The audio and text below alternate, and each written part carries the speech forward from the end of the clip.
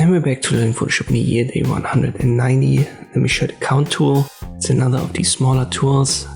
You can simply activate it and then left click and it's going to count the clicks. So you can count, for example, here the strawberries.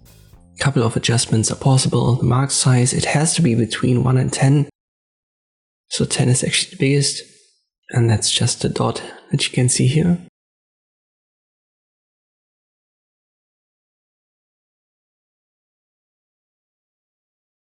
You can change the color right here.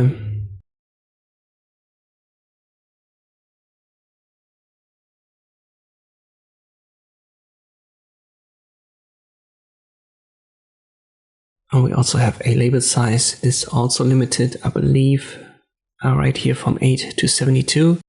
So 8 is the smallest, 72 the biggest.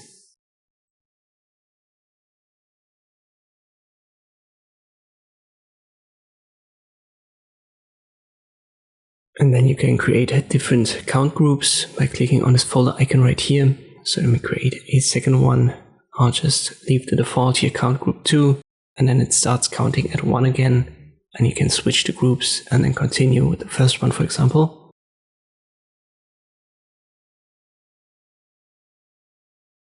You can delete a single group by using the trash icon, and you can delete it all by using clear.